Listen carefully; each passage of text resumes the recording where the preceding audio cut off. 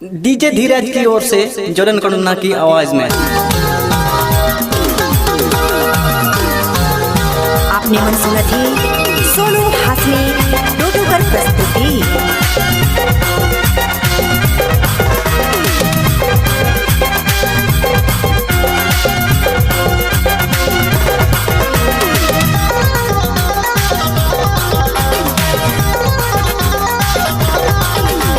मिले अबे टुंगरी करती रे असरा देखा बोदली बाटे।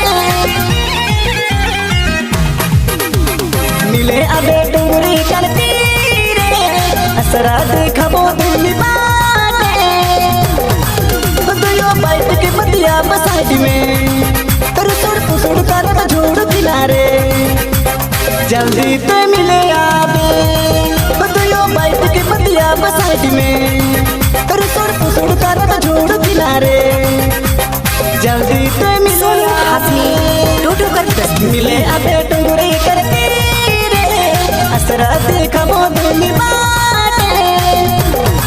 बदलो बाइट के बतिया बसाइड में रुसुड़ फुसुड़ कर झोड़ किनारे कोई दिखते चले आवे।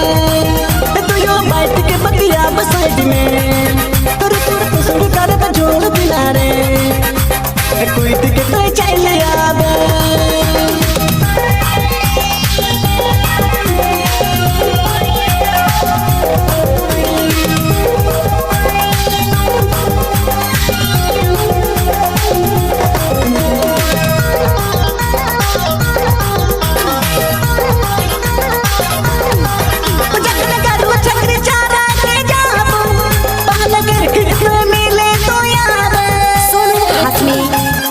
प्रस्तुति जखन गारू चक्र चारा के जाबू बहाना करके तो मोर से तो मिल रे।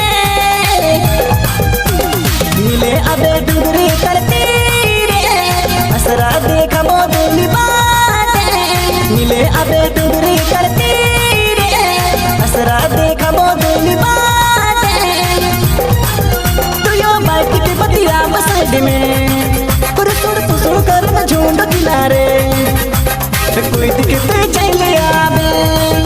तो यो बाइट के बतिया बसाइड में रुसुड़ फुसुड़ कर झोंड किनारे कोई दिखते चले आवे।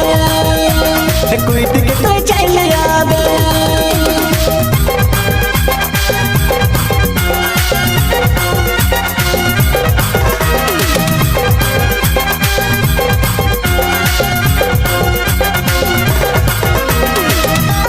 सोनू हासमी टोटो कर प्रस्तुति। डीजे धीरज आवाज लेकर जैसन तू यो प्यार कर बंजर जोड़ी जैसन। डीजे धीरज आवाज लेकर जैसन तू यो प्यार कर बंजर जोड़ी जैसन।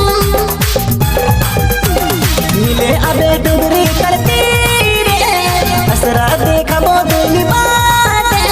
मिले अबे डुगरी करती रे असरा देखा बोदली बाटे। तो यो बाइट के बतिया बसाइड में रुसुड़ फुसुड़ कर झोंड किनारे कोई दिखते चले आवे।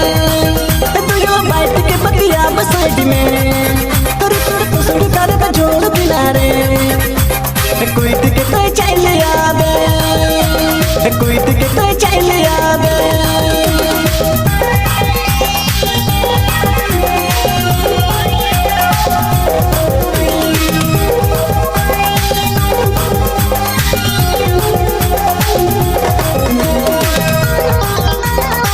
सोनू हासमी टोटो कर प्रस्तुति।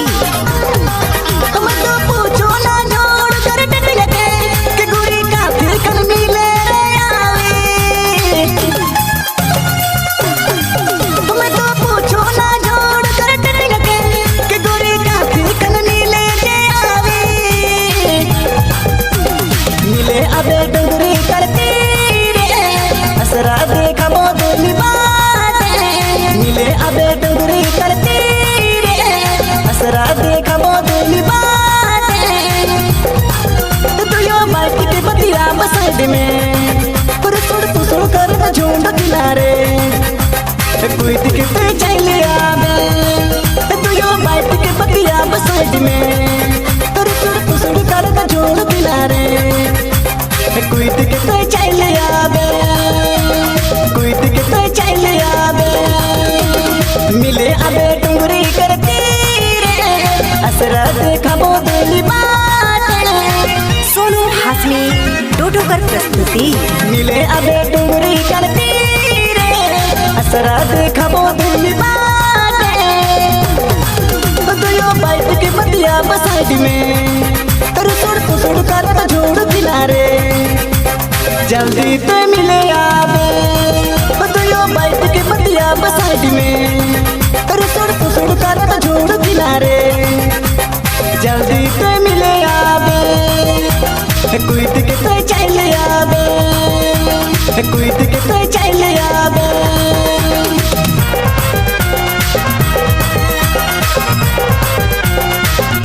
सोनू हासमी टोटोकर प्रस्तुति।